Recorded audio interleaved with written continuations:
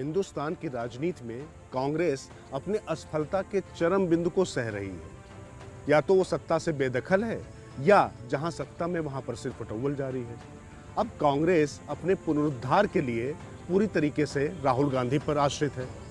Rahul Gandhi social media पर सबसे ज़्यादा पप्पू बनाए गए, उनके खिलाफ सबसे ज़्यादा प्रचार किया गया और वहीं मौजूदा प्रधानमंत्री नरेंद्र मोदी ने सोशल मीडिया का बखूबी इस्तेमाल किया। उनका हर एक ट्वीट, हर एक फेसबुक पोस्ट वो लगातार चर्चा में बना रहा।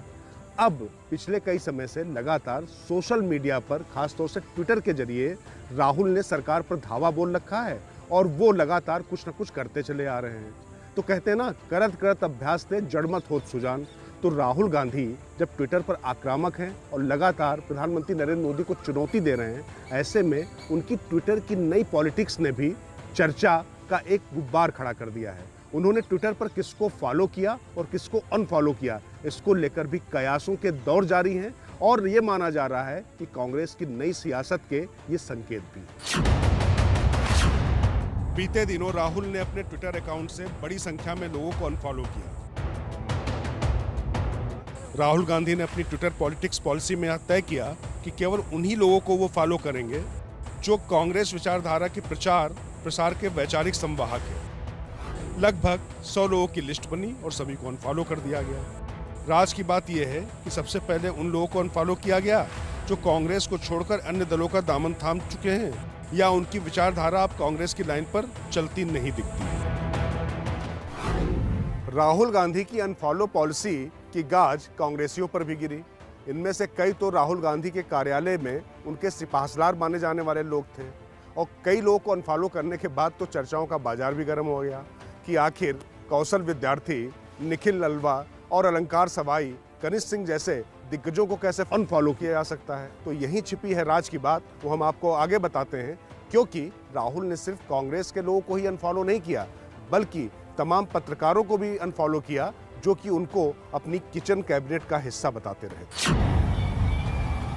राहुल गांधी की अनफॉलो पॉलिसी के पीछे राज की बात यह है कि राहुल गांधी ने फैसला किया है कि वो अब केवल कांग्रेस के वरिष्ठ नेताओं और जमीन पर जूझने वाले कर्मठ कार्यकर्ताओं को ही फॉलो करेंगे। राहुल के ट्विटर हैंडल से केवल कांग्रेस कार्य समिति के सदस्य, सभी महासचिव, प्रदेश प्रभारी, विधायक दल के नेता, सांसद, कांग्रेस की फ्रंटल संस्थाएं, राज्यों के आधिकारिक ट्विटर हैंडल ही फॉलो किए जाएंगे। और इसी पॉलिसी पर अमल लाते हुए राहुल गांधी के ट्विटर हैंडल से ये तमाम अनफॉलो कर दिए गए। पत्रकारों को अनफॉलो करने के पीछे एक खास वजह थी कि जिन पत्रकारों को राहुल फॉलो कर रहे थे वो अपने आप को उनका सबसे करीबी और गांधी परिवार के बिल्कुल किचन कैबिनेट का हिस्सा बताने में लगे रहते थे और दूसरे पत्रकार जो कांग्रेस कवर करते थे उनमें इसको लेकर संतोष रहता था। तो ये तय हुआ कि सबको संतुष्ट करना संभव नहीं है, इसलिए सबको अनफॉलो कर दिया। उन लोगों को राहुल फॉलो नहीं करेंगे जो पार्टी का समर्थन करते करते अभद्र भाषा का इस्तेमाल करने लगते हैं। दरअसल इस पॉलिसी के जरिए सोशल प्लेटफॉर्म पर राहुल गांधी की एक सकारात्मक इमेज बिल्डिंग की कोशिश की गई है। हालांकि इस पॉलिसी से इतर कुछ चीजें और राहुल गांधी के ट्विटर पर दिखती हैं। कांग्रेस के दो दिग्गज दिवंगत नेताओं अहमद पटेल और मोतीलाल वोरा को अभी भी वो फॉलो कर रहे हैं। इसे उन नेताओं के प्रति सम्मान का भाव और उनसे जुड़े लाखों कार्यकर्ताओं की संवेदना से जुड़े रहने की कोशिश के तौर पर देखा जा सकता है। चलते चलते राहुल की नई ट्विटर पॉलिसी से जुड़ी एक राज की बात और। राहुल गांधी अभी भी संजय निरुपम को फॉलो कर रहे हैं जो पार्टी विरोधी बयान के लिए ज्यादा जाने जाते हैं और कपिल सिब्बल भी राहुल गांधी की तरफ से फॉलो किए जा रहे हैं जिन्होंने कांग्रेस की कार्यप्रणाली पर सीधे सवाल खड़े किए थे। तो क्या माना जाए, कांग्रेस की और खासतौर से कांग्रेस के युवराज की ये जो ट्विटर पॉलिसी है वो अपने लोगों को ही आगे बढ़ाने के लिए रखी गई है, लेकिन ऐसे में संजय निरुपम और कपिल सिब्बल को क्यों वो फॉलो कर रहे हैं?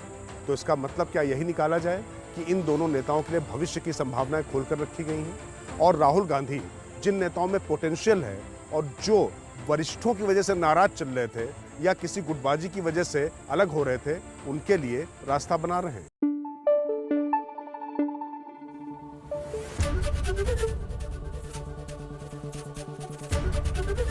एबीपी न्यूज आपको रखे आगे।